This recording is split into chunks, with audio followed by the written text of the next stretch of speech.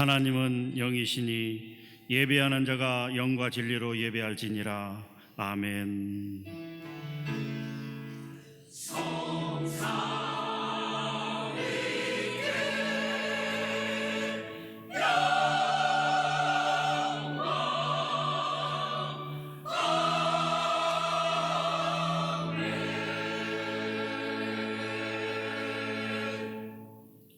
하나님의 구하시는 제사는 상한 심령이라. 하나님이여 상하고 통회하는 마음을 주께서 멸시치 아니하시리이다. 사랑하는 성도 여러분, 지금 이 시간 한 주간을 돌아보며 성령께서 깨닫게 해주신 대로 각자의 잘못과 죄악을 간절한 마음으로 회개하도록 하겠습니다. 다 같이 통성으로 기도합니다. 하나님 감사합니다. 하나님 감사합니다. 오늘도 우리에게 거룩한 주일을 허락하여 주심을 감사를 드립니다. 하나님, 우리가 지난 한 주간 세상 가운데 살면서 하나님의 말씀으로 살지 못한 모든 죄악을 이 시간 회개하오니 우리 주 예수 그리스도의 십자가의 보혈로 우리의 모든 죄악을 용서하여 주시옵소서. 우리의 부족함과 우리의 어리석음과 우리의 나약함을 불쌍히 여기시며 긍휼히 여기시며 하나님, 이 시간 우리가 죄사함 받은 가운데 아버지 하나님의 거룩함 가운데 정결한 가운데 나갈 수 있도록 도와주시고, 이 시간 우리가 마음을 다하여 영과 진리로 드려지는 예배가 될 수 있도록 하나님 우리 모두를 주장하시고 인도하여 주시옵소서. 하나님 감사합니다. 만일 우리가 우리 죄를 자백하면 저는 미쁘시고 의로우사 우리 죄를 사하시며 모든 불의에서 우리를 깨끗하게 하실 것이요. 하나님 아버지 감사합니다. 우리를 구원하여 주시고 하나님의 자녀 삼아 주심을 감사드립니다. 하나님, 지난 한 주간 세상 가운데 살면서 하나님의 말씀으로 살지 못한 모든 죄를 이 시간 고백하오니 우리의 죄를 예수 그리스도의 십자가 보혈로 다 용서하여 주시옵소서. 이 시간 거룩한 예배를 드릴 수 있도록 우리 모두를 주장하시고 인도하여 주시옵소서. 감사드립니다. 살아계신 예수님의 이름으로 기도합니다. 아멘. 전능하사 천지를 만드신 하나님 아버지를 내가 믿사오며 그 외아들 우리 주 예수 그리스도를 믿사오니 이는 성령으로 잉태하사 동정녀 마리아에게 나시고 본디오 빌라도에게 고난을 받으사 십자가에 못 박혀 죽으시고 장사한 지 사흘 만에 죽은 자 가운데서 다시 살아나시며 하늘에 오르사 전능하신 하나님 우편에 앉아 계시다가 저리로서 산자와 죽은 자를 심판하러 오시리라. 성령을 믿사오며 거룩한 공예와 성도가 서로 교통하는 것과 죄를 사하여 주시는 것과 몸이 다시 사는 것과 영원히 사는 것을 믿사옵나이다. 아멘.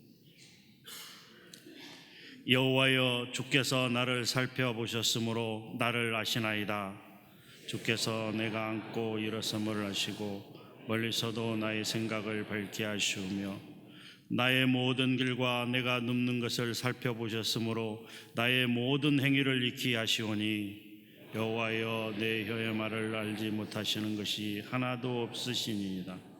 내가 주의 영을 떠나 어디로 가며 주의 앞에서 어디로 피하리이까?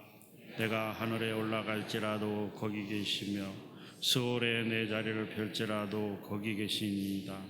내가 새벽 날개를 치며 바다 끝에 가서 거주할지라도 거기서도 주의 손이 나를 인도하시며 주의 오른손이 나를 붙드시리이다. 하나님이여, 나를 살피사 내 마음을 아시며 나를 시험하사 내 뜻을 아옵소서. 내게 무슨 악한 행위가 있나 보시고 나를 영원한 길로 인도하소서. 아멘.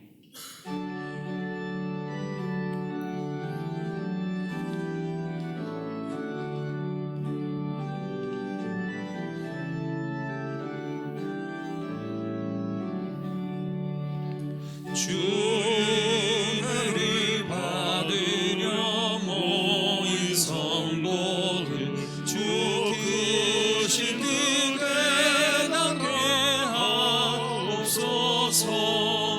저거리와 싸움에서 늘 세니 날 구속하시니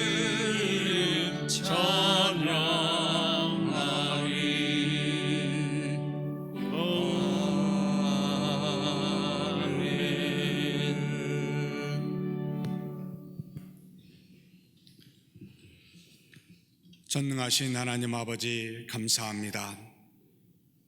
우리를 구원하시고 거룩한 주일 하나님의 뜻을 따라 이렇게 하나님 앞에 모일 수 있도록 우리를 불러주시니 감사합니다. 또한 한 주간도 주께서 우리를 보존하여 주사 날마다 일용할 양식으로 우리의 육체적 필요를 채워주시니 감사합니다.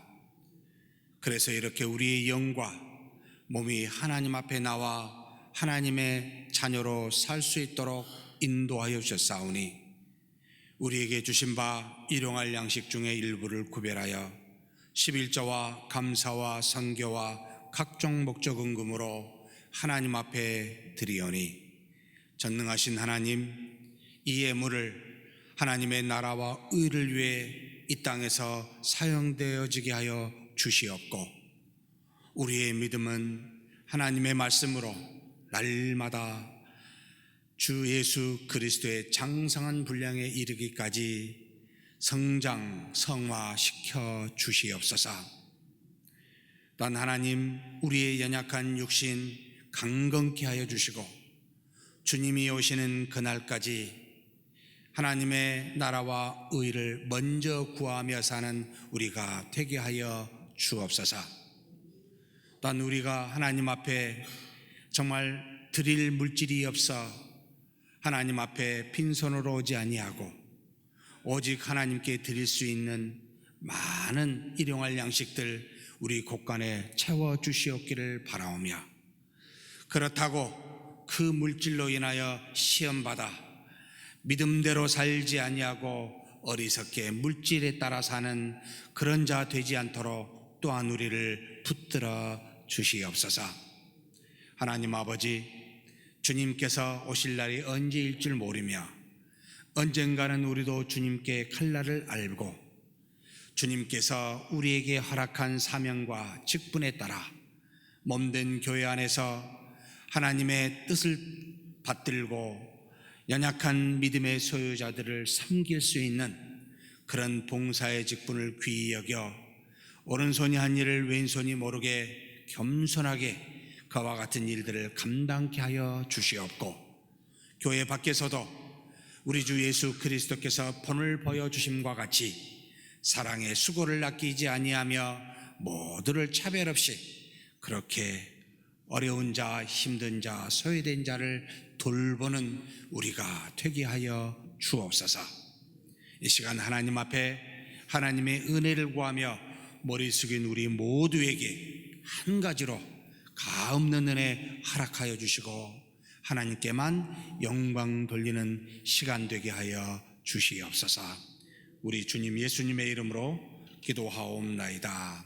아멘.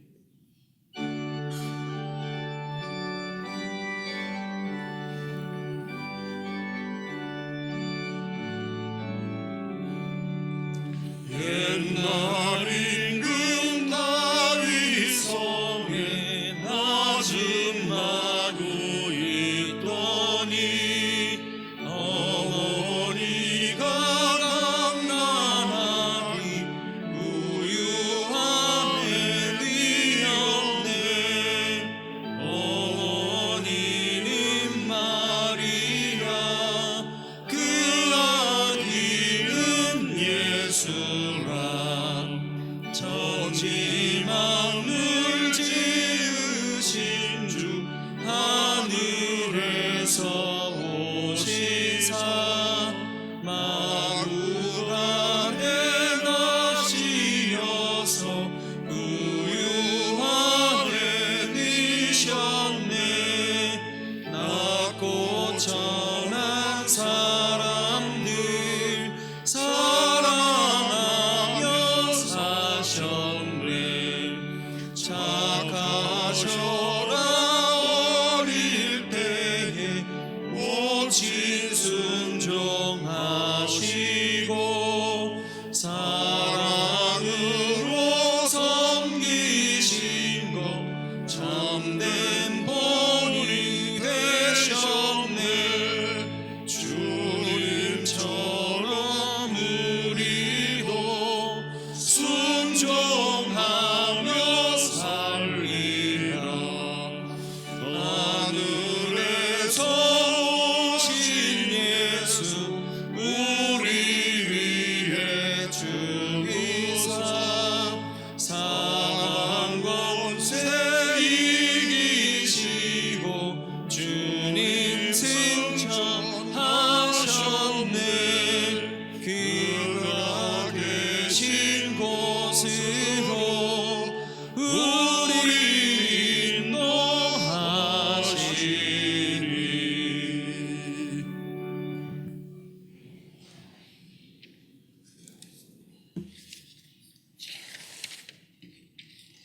하늘에 계신 우리 아버지, 지난 한 해에도 저희를 보호해 주셨듯이 지난 한 주간도 저희를 돌봐 주셔서 이렇게 주님의 몸된 교회에 나와 예배를 드릴 수 있도록 인도해 주시니 감사합니다.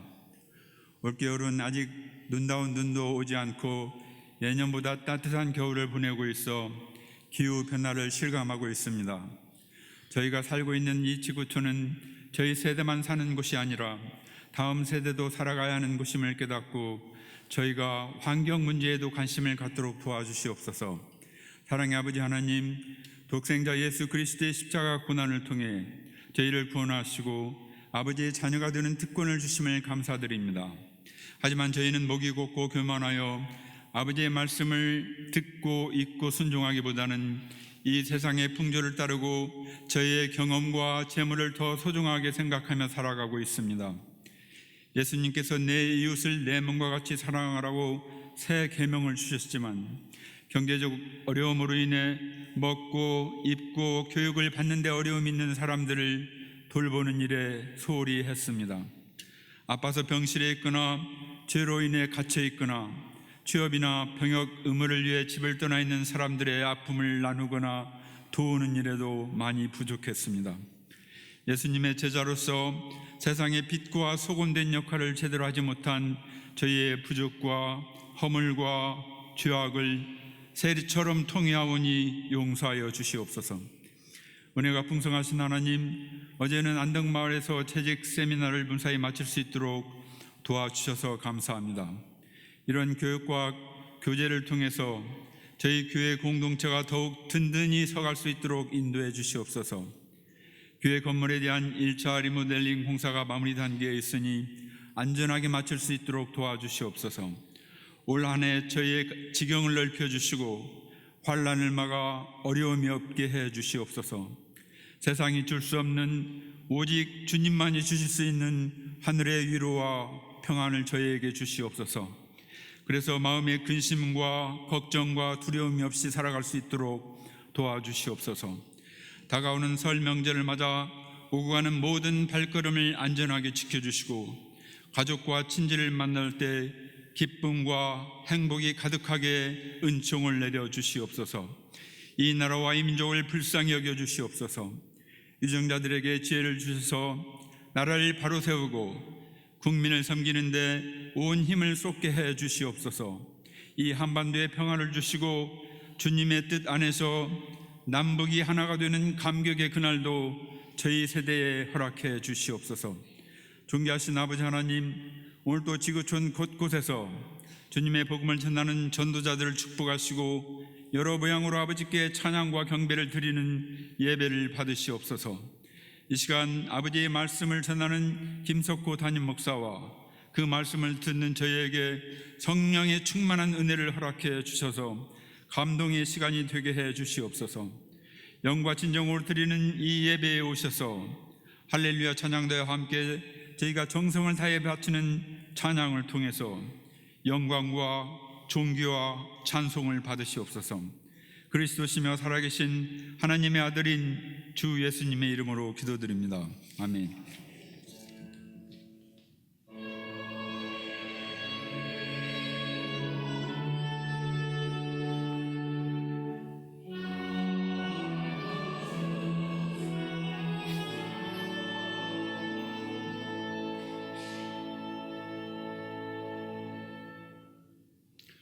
오늘 우리에게 주시는 하나님의 말씀입니다. 신약성경 누가복음 2장 1절로 7절까지 말씀입니다. 제가 봉독하겠습니다. 그때 가이사 아구스토가 영을 내려 천하로 다 호적하라 하였으니 이 호적은 구레누가 수리아 총독이 되었을 때 처음 한 것이라.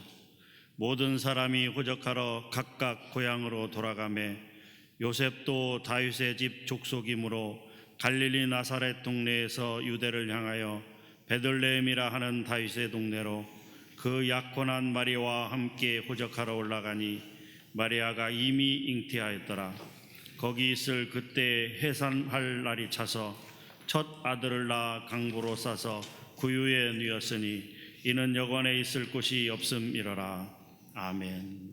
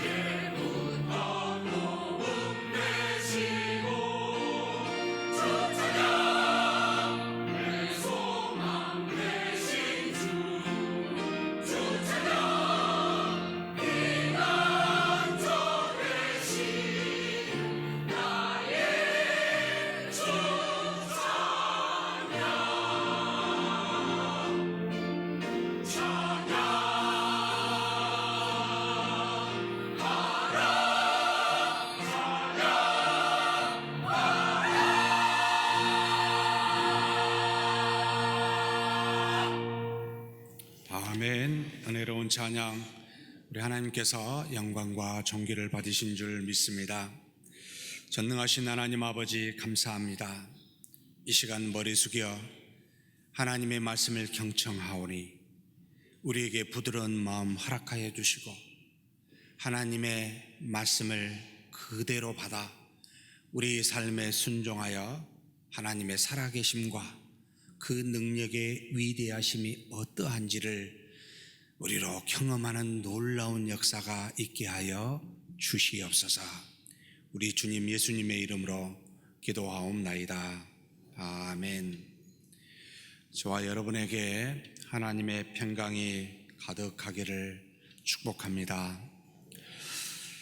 우리가 2장 누가복음 말씀을 보기 전에 1장을 간략하게 한번 되돌아봤으면 좋겠습니다. 1장은 크게 세 부분으로 되어 있습니다. 1절에서 4절까지 누가가 누가복음에 쓴 목적에 대해서 기록하고 있습니다. 전에 언제 만났는지 모르지만 로마의 상당한 고위직에 있었던 데오빌로라고 하는 각하에게 아마도 그리스도에 대해서 복음에 대해서 전도했던 모양입니다. 그가 가진 그 믿음이 더욱더 공고하고 확신을 가질 수 있도록 예수 그리스도에 대해서 근원부터 자세히 미루어 살펴서 증거한다 해서 내가 그것 때문에 누가복음과 두 번째 서신인 사도행전을 쓴다라는 걸 지금 먼저 서문에 밝히고 있습니다. 그리고 난 다음에 두 번째로 5절에서 25절까지 성령의 감동을 받은 누가는 이제는 천사 하나님의 사자였던 가브리엘을 통해서 제사장 사가랴가 성전의 직분을 감당하고 있을 때 그의 기도를 통해서 아들을 곧 세례 요한을 주어 그로 하여금 하나님의 놀라운 역사가 있게 됨을 알려주는 일과 그리고 6개월 뒤에 다시 태어나게 될 예수 그리스도에 대해서 이제는 다윗의 후손인 이 요셉에게 천사 가브리엘이 나타나 바로 예수 그리스도가 탄생될 것임을, 그래서 그 탄생한 예수 그리스도 품고 있는 마리아를 데려오는데 두려워하지 말라고 그런 예언을 통해 이제는 그리스도와 그리스도 앞에 온 이 세례 요한이 마치 구약과 신약에 서로 하나로 연결되어져 있는 것과 같이, 그러나 그 하나로 된 하나님의 언약의 말씀이 하나는 예언이요, 그 다음은 성취로, 하나는 먼저는 그림자요, 두 번째는 실체로 서로 하나이지만 서로 간에 차이가 있음을 가르쳐주는 그와 같은 천사 가브리엘의 말로 증거하게 됩니다. 세 번째 부분은 26절에서 마지막 80절까지 세 사람이 등장하게 되는데 바로 성령의 충만함을 받은 사람들입니다. 예수님의 어머니 마리아가 왔을 때 먼저 엘리사벳이 충만함을 받고 참으로 하나님의 아들 품고 있는 이 마리아의 위대함에 대해서, 믿음으로 받은 자의 복에 대해서 증거하고, 그리고 또 성령의 충만함을 받은 마리아가 예수님에 대해서 증거하게 됩니다. 예수님은 자신의 비참한 상태에서 일으켜 세우사 만세의 복 있는 자로 일컬음을 받게 하는 자로 만들게 되고, 또 그뿐만 아니라 예수 그리스도와의 사역에 동참하여 함께 동행하는 은혜가 있을 거라고, 마치 자기처럼 그리스도를 품고 있는 자는 이런 은혜가 있음을 증거하게 됩니다. 그리고 마지막에 이제 세례 요한의 아버지 바로 이 사가랴를 통해 또한 동시에 성령의 충만함을 받고 예언의 말씀을 하게 되는데, 예수 그리스도에 대해서 세례 요한에 대해서 두 사람에 대해서 증거하게 됩니다. 예수 그리스도는 아브라함과 많은 선지자들을 통해 거룩한 언약을 통해 이 땅에 오신 분으로 구세주로 이 땅에 오신 분이시다. 그래서 그를 통해 많은 택한 백성들이 구원을 받고 뿐만 아니라 성결함과 의로움으로 주 예수 그리스도를 섬기게 될 거라고 그렇게 증거하면서 자신이 낳은 아들 세례 요한은 그리스도의 이 죽으심에 죄의 속량의 구원을 말하면서 많은 백성들에게 이 예수 그리스도의 속량의 은혜를 알게 하여 나는 그 세례 요한은 예수 그리스도를 준비하는 증인이다 라는 것을 사가랴의 입을 통해 하나님은 예언으로 증거케 하셨습니다.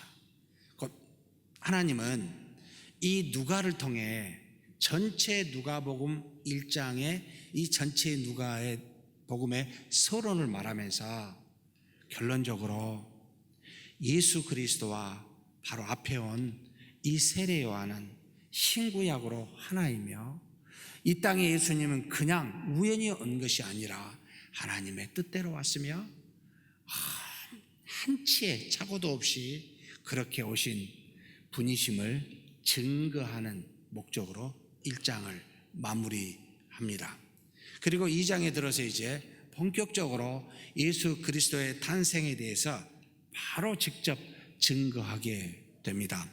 먼저 예수님의 탄생의 때와 상황이 어떤지를 2장 1절에서부터 3절에 다음과 같이 이 누가는 증거합니다. 당시의 의사요 역사가였던 이 누가는 아주 정교한 표현으로 사람의 이름을 통해 언제 예수님이 태어난지를 말하는데 바로 같이 한번 읽겠습니다. 그때 가이사 아구스도가 영을 내려 천하로 다 호적하라 하였으니 이 호적은 구레뇨가 수리아 총독이 되었을 때 처음 한 것이라. 모든 사람이 호적하러 각각 고향으로 돌아가매. 아주 정확한 때를 말했는데 가이사 아구스도 때, 그리고 수리아 총독 누구죠? 구레뇨가 총독으로 있을 때라는 말을 지금 하고 있습니다. 가이사는 로마 황제의 총칭을 말합니다. 율리어스 시저, 영어로 표현하죠. 가이사르라는 표현을 쓰기도 한데, 이 율리어스 시저가 얼마나 위대했는지 그 다음에 오는 모든 로마의 왕은 시저라는, 가이사라는, 황제라는 별칭을 그냥 붙이게 되었습니다. 그래서 가이사 하면은 로마의 황제 총칭을 말하는데, 뒤에 아구스도는 이제 이름을 말합니다.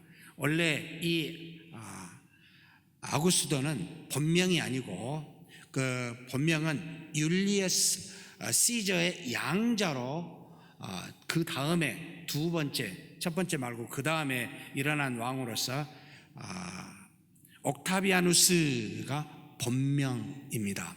이 옥타비아누스는 BC 31년부터 AD 14년, 약 45년 동안 로마를 통치한 굉장히 유명한 황제였습니다. 그때 당시 바로 안토니우스라고 하는 장군과 함께 애굽의 클레오파트라의 연합군을 물리쳐서 팍스 로마나라고 하는 로마의 제국, 로마의 평화를 이라고 하는 가장 로마 시대에 번영과 평화를 일으켰던 그런 유명한 왕인데, 이게 바로 옥타비아누스인데, 후대에 바로 올라온에서 워낙 위대한 왕이었기 때문에 아우구스투스라는 이름을 둬서 한글로는 아구스도라고 지금 번역이 되어 있습니다만, 그런 별명을 준 그런 왕이 되었습니다. 이때 수리아의 총독이었었던 구레뇨라고 나옵니다. 지금 아우구스 통치하에 수리아의 총독으로 로마에서 이 수리아, 지금 유다가 포함된 수리아 지방에 총독으로 보낸 사람이 구레뇨 때, 이때 로마의 황제 바로 아구스도가 호적하라라고 명령할 때 요셉과 마리아가 호적하러 내려갔습니다 라고 말합니다. 지금 이 호적하러 간 이때가 참 많은 논란이 지금 있습니다. 왜냐하면 2세기경에 유대의 역사가였던 요세비우스라는 사람이 바로 이 구레뇨 수리아 총독이 온 때를 정확하게 AD 6년으로 기록하고, 다른 일반 역사의 모든 책도 그것을 동의하고 있기 때문에 틀림없이 AD 6년인데, 만약 이때에 호적하러 갔다면 예수님이 태어났었을 때하고 상당한 기간의 차이가 있게 됩니다. 왜냐하면 헤롯 대왕이 동방 박사들의 말을 듣고 바로 베들레헴에서 2살 밑으로 모든 어린아이를 죽였던 시기, 그리고 헤롯 대왕이 죽었던 시기가 바로 BC 3년에서 4년으로 보고 있습니다. 그러면 예수님은 적어도 BC 3년에서 4년에 죽는 것이 마땅한데, AD 6년이면 10년이라는 갭이 차이가 나서 많은 학자들 중에 이 누가가 잘못했다, 착각했다 이렇게 이야기하고 있습니다만, 이것은 조금 더 로마의 통치 방식을 알아야 이해가 됩니다. 로마는 속국을 따라 두 가지로 종류를 나눴어요. 하나는 군사를 파견하는 속국이 있고, 군사를 파견하지 않으면은 세금을 걷는 속국이 있습니다. 그래서 일반적으로 집정관이 되어진 로마의 그 통치자가 그것을 은퇴하게 되면은 속국으로 총독을 파견하게 되는데, 많게는 십몇 년을 통치하기도 하고, 적게는 2년에서 4년간 머무르기도 하는 다양한 형태로 총독으로 가는데, 집정관을 했으니까 속국에 가서 돈 좀 벌고 오라 라고 하는 취지로 일반적으로 보낸 게 이 총독입니다. 그런데 이렇게 임명한 정식의 총독이 있는가 하면은 로마의 황제가 특정한 목적을 위해서 총독을 따로 보내는 경우가 종종 있었습니다.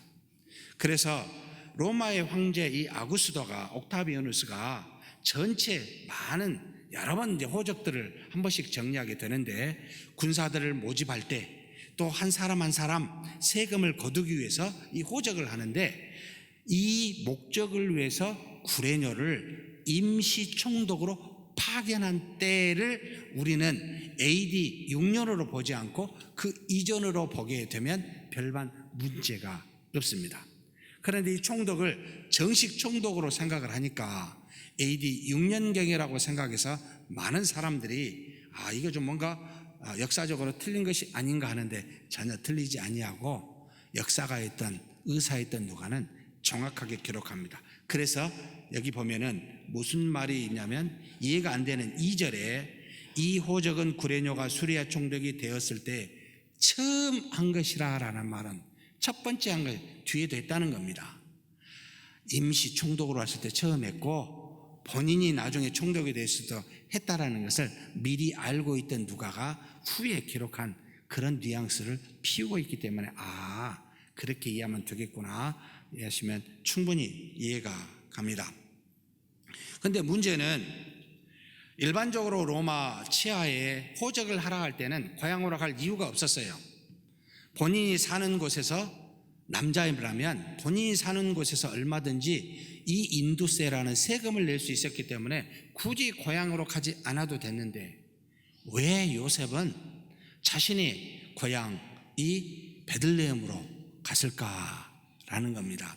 이것이 바로 로마 속국에 있는 다른 민족과 유대 민족의 차이입니다.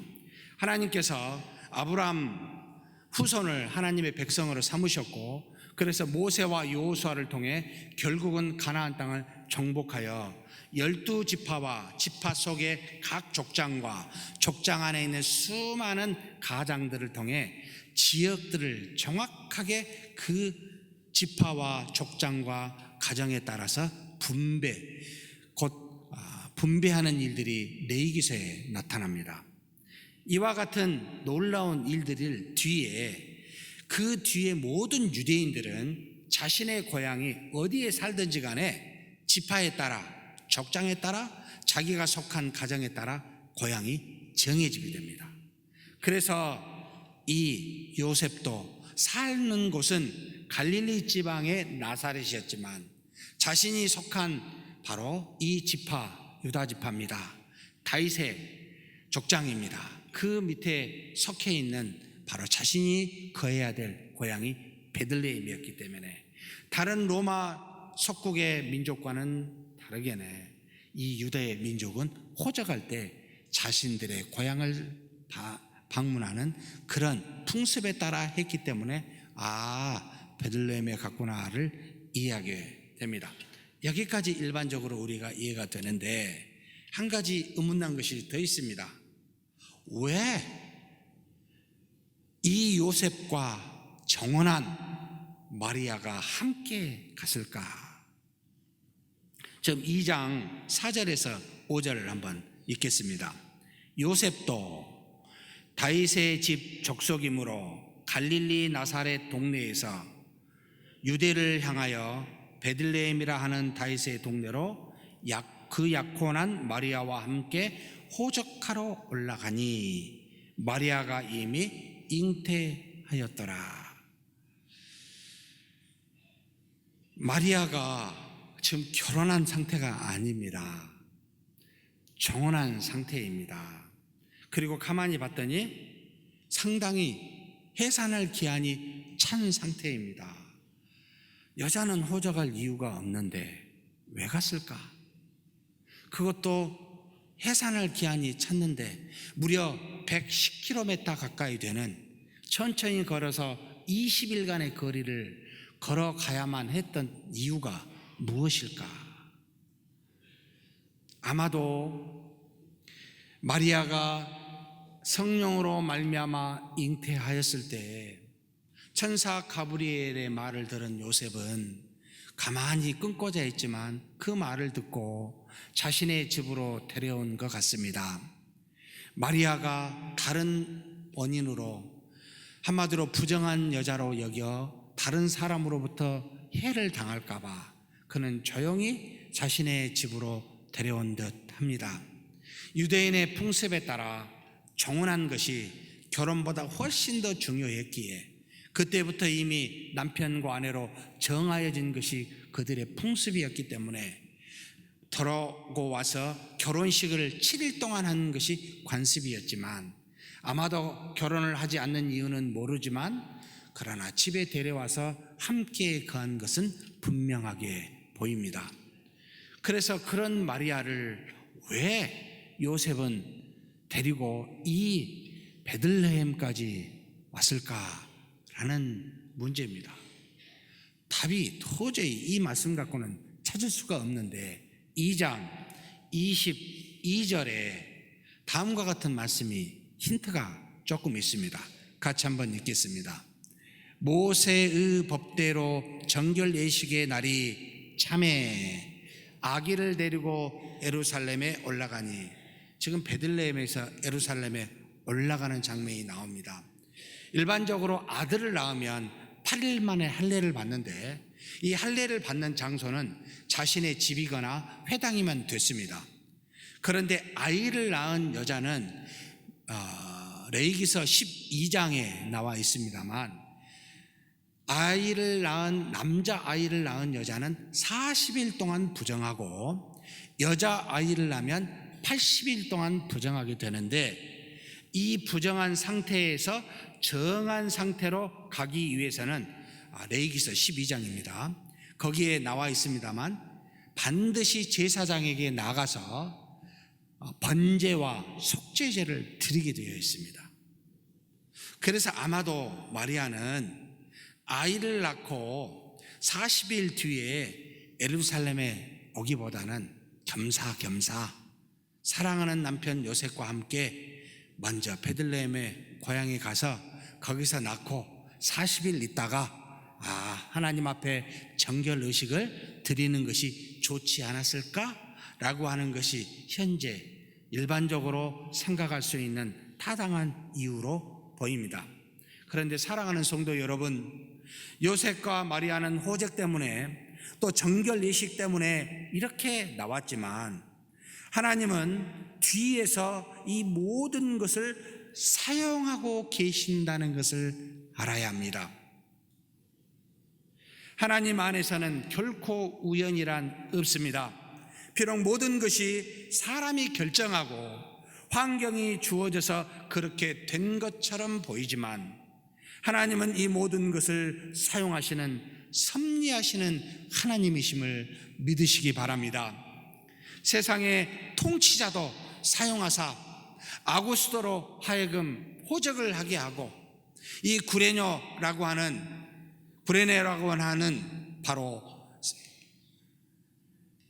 유다의 총독을 통해서, 그리고 또 율법을 통해서 사용하사 요셉과 마리아로 하여금 이 베들레헴에 오게 하는 것은 눈에 보이는 여러 가지 환경이 앞에 있지만, 그러나 하나님은 이 모든 것들을 사용하사 하나님이 정한 뜻을 이루어가고 계시다는 것을 누가는 우리에게 지금 가르쳐주고 있습니다. 사랑하는 성도 여러분, 모든 것이 하나님의 뜻 안에, 손 안에 있습니다. 세상에 어떤 것도 하나님 밖에 존재한 것은 없습니다. 유대의 관습이나 율법도 세상의 모든 원리도 전부 다 하나님이 사용하사 하나님의 뜻을 이루게 하는 도구라는 말입니다. 결국 요셉과 마리아가 베들레헴에 오게 된 것은 눈에 보이는 여러 가지 이유가 있었지만, 그러나 눈에 보이지 않는 뒤에 숨어 있는 중요한 것이 있었는데, 그것이 곧 하나님께서 미리 예언으로 주신 말씀, 그리고 이 말씀에 따라 이루시는 하나님의 역사가 있다는 것을 기억하라 라고 하는 교훈입니다. 무엇이 미리 우리에게 주어졌습니까? 바로 이사야서 42장 1절에서 4절 말씀을 하나님은 예수님이 오시기 한참 전에 바로 이사야 선지자를 통하여 거의 900년 가까이 전해 주셨습니다. 같이 한번 읽겠습니다. 내가 붙드는 나의 종, 내 마음에 기뻐하는 자, 곧 내가 택한 사람을 보라. 내가 나의 영을 그에게 주었은즉 그가 이방에 정의를 베풀리라. 그는 외치지 아니하며 목소리를 높이지 아니하며 그 소리를 거리에 들리게 하지 아니하며 상한 갈대를 꺾지 아니하며 꺼져가는 등불을 끄지 아니하고 진실로 정의를 시행할 것이며 그는 쇠하지 아니하며 낙담하지 아니하고 세상의 정의를 세우기에 이르리니 섬들이 그 교훈을 앙망하리라. 미리 주신 말씀을 눈에 보이는 수많은 것들을 사용하사 하나님은 그 뜻을 이루고 계셨습니다. 뿐만 아닙니다. 바로 거의 600년 전에 에레미야 선지자를 통하여 주신 말씀 23장 5절에서 6절 말씀도 너무나도 분명하게 미리 주신 말씀이기도 합니다. 같이 한번 읽겠습니다. 여호와의 말씀이니라. 보라, 때가 이르리니 내가 다윗에게 한 의로운 가지를 일으킬 것이라. 그가 왕이 되어 지혜롭게 다스리며 세상에서 정의와 공의를 행할 것이며 그의 날에 유다는 구원을 받겠고 이스라엘은 평안히 살 것이며 그의 이름은 여호와 우리의 공이라 일컬음을 받으리라.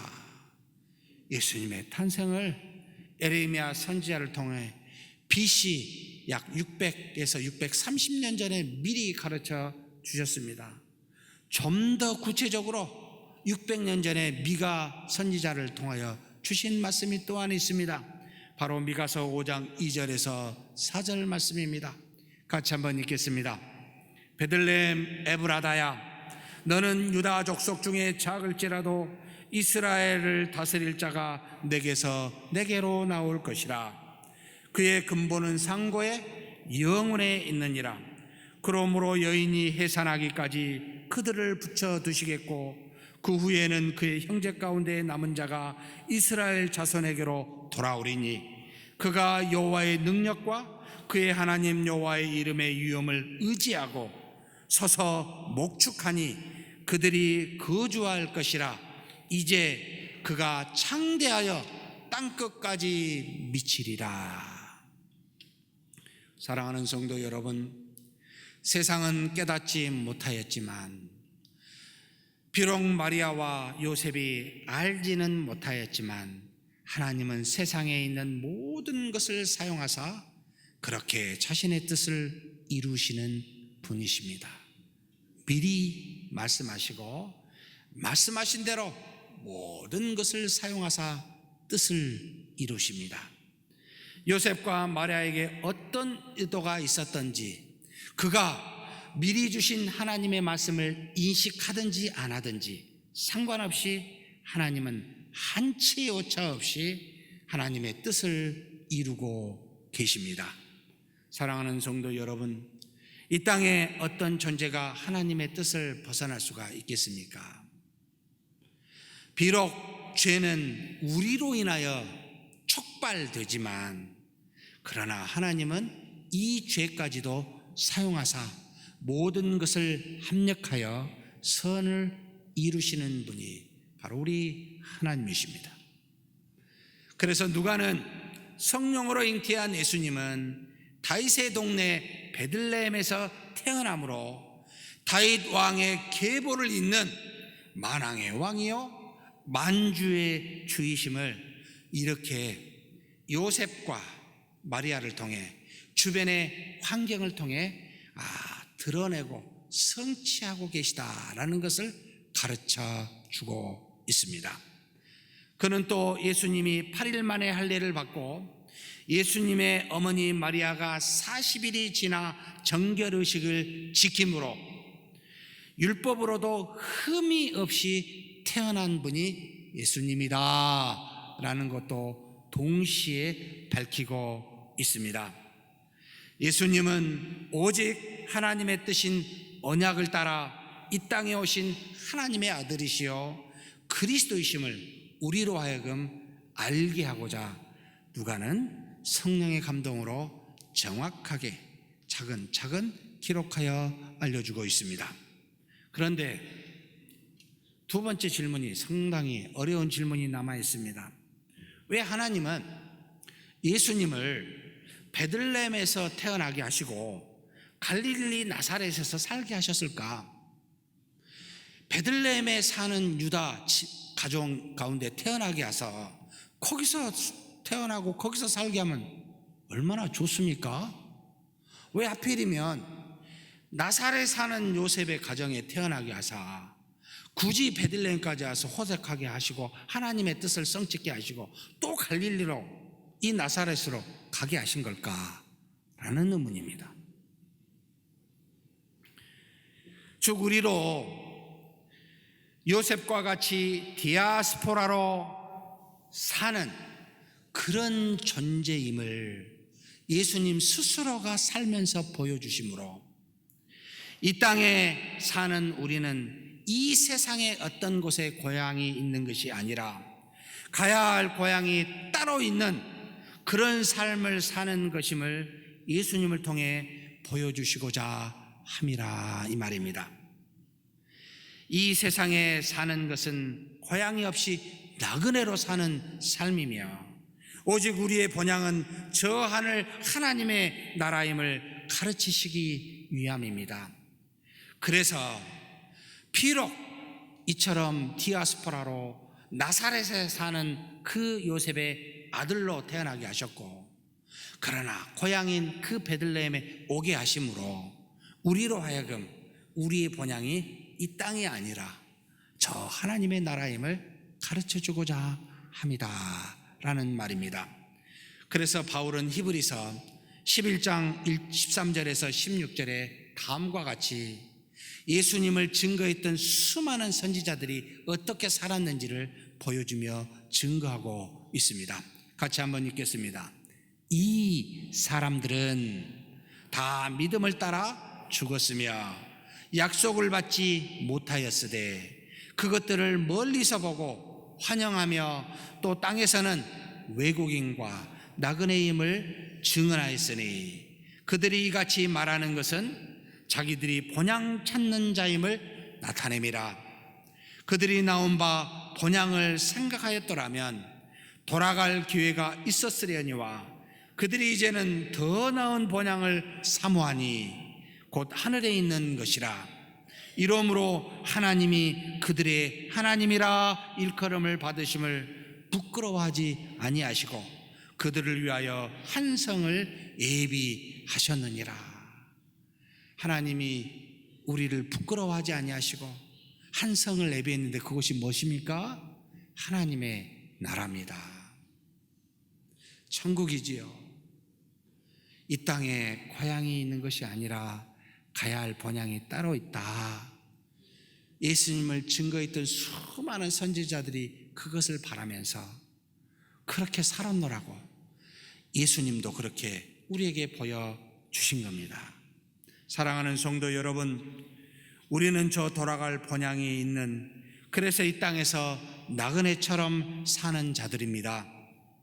이 땅에서 모든 것을 소유하려는 주인처럼 살지 마시고 하늘에 소망을 두며 언어를 인내하며 지금 주신 것에 주어진 것에 감사하며 사는 저와 여러분이 되시길 주의 이름으로 축복합니다. 아무리 이 땅에 고난과 역경이 있다 할지라도 이는 잠깐 겪는 경한 것이요 우리에게는 영원히 남아있는 중한 것인 하나님의 영광이 가득한 그 하나님의 나라가 우리의 본향이기 때문에 조금만 참으십시다. 그리고 감사하십시다. 이것을 주님은 그렇게 나사렛에 사는 자로 베들레헴까지 왔다 가는 모습으로 알려주십니다. 또한 예수님은 이것만 보여주신 것은 아니었습니다. 나사렛에 산다는 것은 유대 땅에 있는 아브라함의 혈통에 따른 후손만의 왕이 아니라 마치 모든 이방 땅에 흩어져 있는 백성들의 왕이기도 하신다는 것을 보여주시기 위함이었습니다. 즉 예수님이 통치하는 하나님의 나라는 지역이나 혈통이나 민족이나 피부색이나 성별이나 심지어 학력이나 빈부에 상관없이 그것을 넘어서 있는 차별 없는 나라임을, 그곳에 왕이심을 보여주시기 위해 일부러 의도적으로 나사렛의 디아스포라로 사는 요셉의 아들로 태어나셨다라는 말입니다. 오직 어디서든지 죄와 의를 구별은 하시지만, 정확하게 죄와 의를 구별은 하시지만, 그러나 다른 모든 것은 차별치 않으시는 그런 분이심을 보이시기 위해 선한 것이 나올 수 없다고 하는 이 나사렛 동네에서, 이방 땅에서 자라게 하셨습니다. 사랑하는 성도 여러분, 그러므로 우리도 그리스도와 같이 제발 죄에 대해서는 미워해야 되지만, 그러나 죄인이 누구든지 간에 여러분 차별치 마시고 사랑하는 저와 여러분이 되시길 주의 이름으로 축복합니다. 세 번째로, 예수님이 나타날 당시의 상태에 대해서 이제 마지막 6절, 7절에 증거하고 있습니다. 같이 한번 봉독하시겠습니다. 거기 있을 그때에 해산할 날이 차서 첫 아들을 낳아 강보로 싸서 구유에 뉘었으니 이는 여관에 있을 곳이 없음이로라. 거기 있을 그때에 어느 정도의 시간이 지났다는 뜻이지요. 날이 찼어요. 해산할 날이. 근데 아들을 낳았는데 첫 아들이라고 말합니다. 누가가 기록할 당시는 둘째, 셋째 이것도 알고 있구나. 그러니까 첫 아들이라는 말을 썼겠지요. 그죠? 많은 것을 포함하고 있습니다. 그런데 놀라운 것은 이 첫 아들 예수 그리스도를 낳을 당시의 상태입니다. 어떻게 됐죠? 강보로 싸서 구유에 뉘었으니, 오직 지금 여기 누가복음에만 증거되어 있습니다만, 여관이 있을 곳이 없기에 동물 우리에 있는 그 구유에서 태어났음을 지금 말하고 있습니다.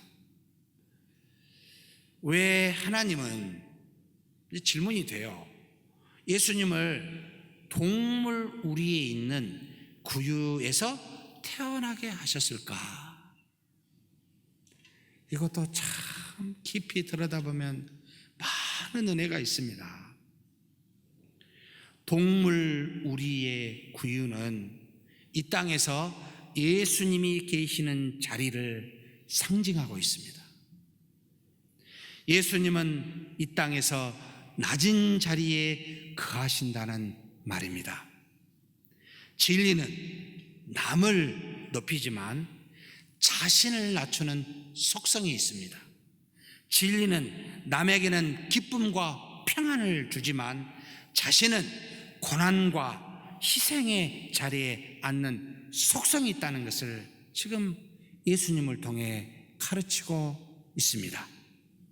그래서 주님은 우리에게 항상 상석에 앉지 말고 말석에 앉으라고 아예 명령하십니다. 남에게 높임을 받기 위해 말석에 앉거나 남에게 존경을 받기 위해 겸손해 하거나 이런 말로 여러분 우리에게 권면한 말이 아닙니다. 그저 너는 낮은 자이기에 낮은 데 거하라 라는 말입니다. 우리는 뭔가를 목적을 위해 말석에 앉고 어쩌면 겸손한 채 한 듯 보입니다. 아니요, 그저 낮아라 라는 말입니다.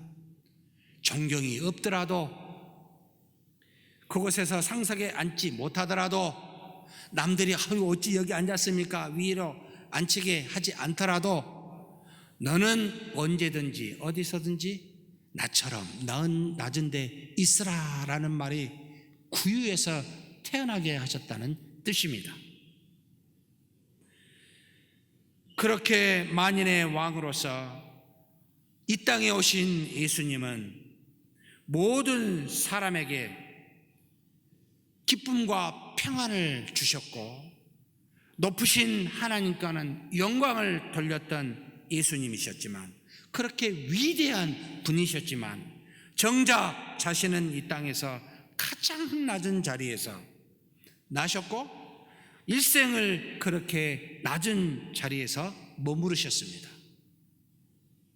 예루살렘 성을 들어갈 때 정말 볼품없는 낙이, 그것도 낙이 새끼의 등을 타고, 여러분 발을 들고 가면 얼마나 불상사나운지 아세요?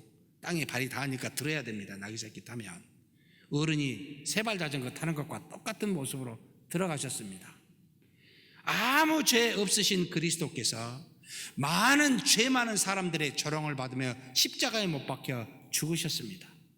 3일 만에 태어날 때도 만인들이 알아볼 수 있도록 대낮에 태어나 부활하신 것이 아니라 아무도 모르는 새벽에 미명에 여러분 부활하셨습니다.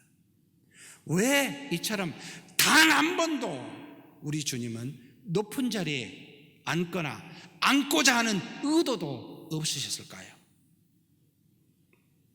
정말 충격적인 예수 그리스도의 모습이 아닐 수가 없습니다.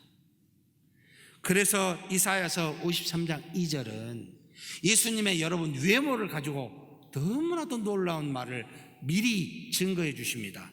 같이 한번 읽겠습니다. 그는 주 앞에서 자라나기를 연한 순 같고 마른 땅에서 나온 뿌리 같아서 고운 모양도 없고 풍채도 없은즉 우리가 보기에 흠모할 만한 아름다운 것이 없도다. 예수님의 모습에 대해서 지금 증거하고 있습니다. 한마디로 볼품 없다 이겁니다. 지금 좀 멋있게 하면 안 될까요? 스가랴 9장 9절은 예수님이 나귀 새끼를 탄 이유에 대해서 말씀해 주고 있습니다. 같이 한번 읽겠습니다. 시온에 따라 크게 기뻐할지어다. 예루살렘에 따라 즐거이 부를지어다. 보라, 내 왕이 내게 임하시나니 그는 공의로우시며 구원을 베푸시며 겸손하여서 나귀를 타시나니 나귀의 작은 것 곧 나귀 새끼니라. 겸손하셨어요. 이렇게 낮은 곳에 머무르시는 것은 무엇 때문일까요? 낮은 우리를 구원하시기 위함입니다. 이것을 역설적으로 바울이 고린도전서 1장 26절에서 29절에 다음과 같이 증거하고 있습니다. 같이 한번 읽겠습니다. 형제들아, 너희를 부르심을 보라. 육체를 따라 지혜로운 자가 많지 아니하며 능한 자가 많지 아니하며 문벌 좋은 자가 많지 아니하도다. 그러나 하나님께서 세상에 미련한 것들을 택하사 지혜 있는 자들을 부끄럽게 하려 하시고 세상에 약한 것들을 택하사 강한 것들을 부끄럽게 하려 하시며 하나님께서 세상에 천한 것들과 멸시받는 것들과 없는 것들을 택하사 있는 것들을 폐하려 하시나니 이는 아무 육체도 하나님 앞에서 자랑하지 못하게 하려 하심이라. 예수님의 근본은 하나님과 동등하신 분이셨습니다. 그런데도 자신을 비워 종의 형체를 입고 이 땅에 낮은 곳인 이 땅에 오셨을 뿐만 아니라 이 땅에서도 가장 낮은 자리에 머물러 죄와 사망의 고통 속에 있는 낮은 우리들을 구원하시기 위해서 이렇게 구유에서 태어나셨다 이 말입니다. 사랑하는 성도 여러분, 주님의 피로 산 교회, 즉 우리입니다. 우리는 주님과 동거한 자들이 아닙니까? 서로 믿음으로 하나가 되어 한 몸 된 우리가 아닙니까? 그래서 그리스도는 우리의 머리시요 우리는 그분의 통치를 받는 몸이라고 말하지 않습니까?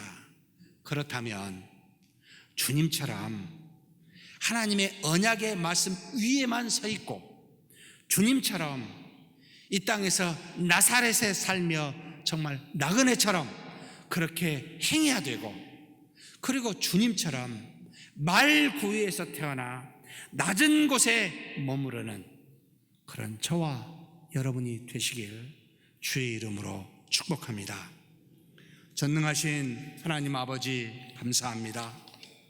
우리를 위해 이 땅에 오신 그리스도께서는 말씀대로 언약대로 오셨고, 그리고 나사렛의 고향을 두어 나그네처럼 사셨으며 말구유에서 태어나고 또 십자가에 죽으시며 부활하심으로 일생을 낮은 곳에 거하사 우리로 하여금 그런 자가 되라고, 그런 주님처럼 살라고 명령하여 주셨사오니 그리스도를 믿는 우리도 주님처럼 살게 하는 복이 있게 하여 주시옵소서. 우리 주님 예수님의 이름으로 기도하옵나이다. 아멘.